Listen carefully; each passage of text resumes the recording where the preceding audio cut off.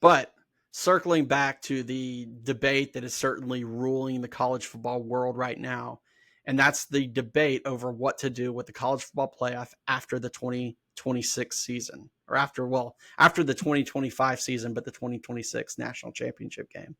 It's already been decided that they're going to, for this year, the 12 teams are going to be strictly based on seeding. The buys are going to be based on the top four teams, doing away with that requirement of the top four conference championship team getting the bye in the first round. And I think that will help for this year. But the focus is after this year, everybody knows that the format's going to change. The contract that locked in the 12 team format was only for 2 years. And after that, by and large, everybody is looking to expand the playoff in some form. Most of the time we're seeing, either the 14 team or the 16 team format. And the big debate now that continues to rage on is what are they going to do about automatic bids for the SEC, the Big 10, the Big 12, and the ACC, and what are they going to do with at-large bids, the other way. Early on, it seemed like that everybody, the big conferences, particularly SEC and Big 10, are kind of leading this charge.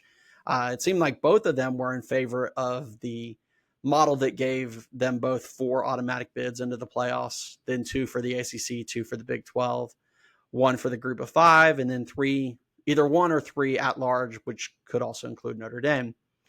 But in recent days, the SEC is really kind of backing off that, and they are now pushing for a model that is 5 automatic bids. So that's the 4 conference winners plus 1 of the group of 5, and then 11 at large bids. Big 12 is also kind of on board with that, and it's kind of starting to gain traction. The Big 10 was on the opposite side. They wanted to keep the 4 automatic bids for the Big 10, 4 for the SEC. But as part of this debate, the Big 10 is now really, really starting to push on the SEC to add that 9th conference game that the SEC currently doesn't play. A lot of the SEC schools and the conference, are kind of getting defensive about how tough it is to play in the SEC, and how if they added a 9th conference game, that would potentially cost them playoff spots. So it's an interesting debate, right? The SEC is the toughest and deepest league in the conference. I fully agree with that. We even talked about it a few weeks ago when we were mentioning the marks by Urban Meyer, that he said he thought that the Big 10 had kind of passed the SEC at the top, but the SEC was still deeper. I still believe that's true. The SEC schedule is a grind, and in certain years, some schools get it harder than others. I also understand that some people are like, well, not every school in the SEC had a tough as grind as Florida or Oklahoma or Georgia did last year. Yes, that's very true. But I would say that for any school in the SEC to go undefeated or to only have 1 loss in conference, like say Indiana did, it's a much more difficult task than what Indiana faced getting into the playoff last year, having never even beat a team that was in the top 25 all season. So the deadline to figure all this out for the 2026 season, so that would be next season, the 2027 playoffs, is December 1st. So they've got roughly, from today is June 2nd. So they've got roughly 6 months to get this thing figured out. I expect that it's going to take a while. I don't think this is something that they are going to figure out next week or even in a couple of weeks. And when they do get it figured out, it's going to be one of those big announcements, television show on ESPN, all the hoopla, all the analysts breaking every which way down.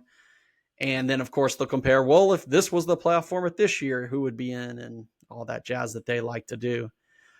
The one thing that sucks about all this is going to this expanded playoff, whatever the format ultimately is. If it's the 4-4-2-2-1-3, or if it ends up being the 5-11 model, you are going to see years where it is going to be heavily balanced to one conference if either one of these works it out.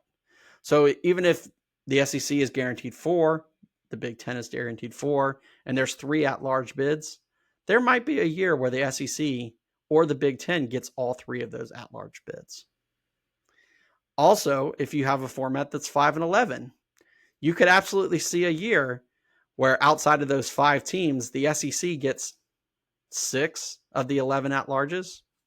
It could totally happen. Or the Big 10 as well.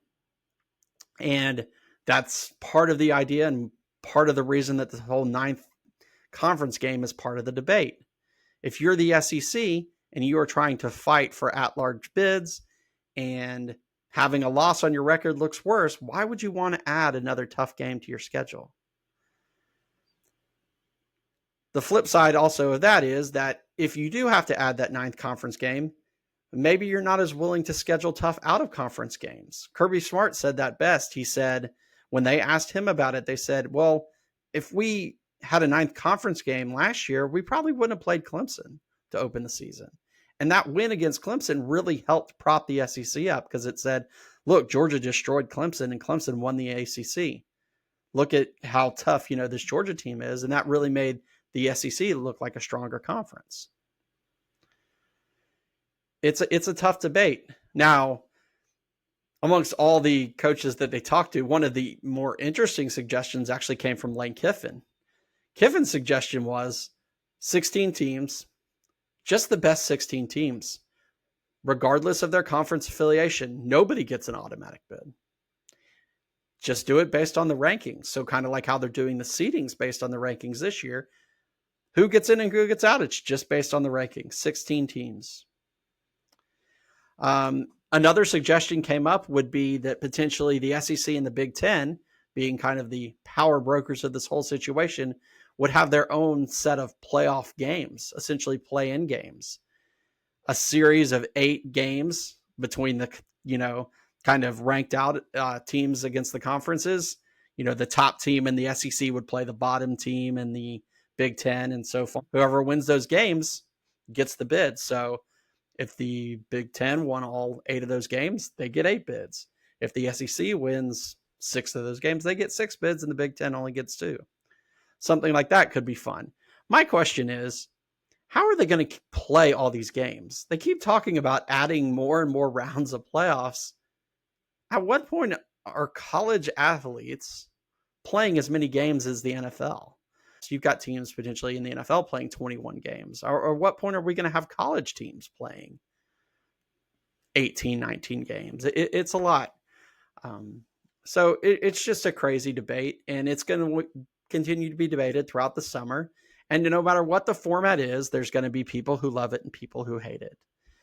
At the end of the day, to me, all of this playoff madness has done, it's going to diminish the importance of conference championship games. Why are the top teams in these conferences, when they have automatic bids, going to want to risk getting hurt players like Carson Beck did last year in conference championship games? So conference championship games, I don't know how they survive, at least in the Big 10 and the SEC, where they're just not going to mean anything.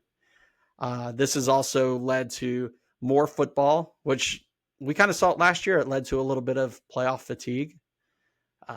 It's diminished our regular season. So at the end of the day, I am a traditionalist. And so somebody said the other day, this makes it seem like that we were really fine with 4 teams. My response is, hey, maybe we were really just fine with the BCS. Maybe that was the best way. The regular season was your playoff and everything meant something. And if you weren't one of those 2 teams, you didn't deserve to be a national champion. And that was it. I don't know. I don't think there's a perfect answer, but this is the world that we're in college football, and they're not going to go back. Let me know your thoughts on what you think is the ideal college football playoff format, or how we should decide the national champion.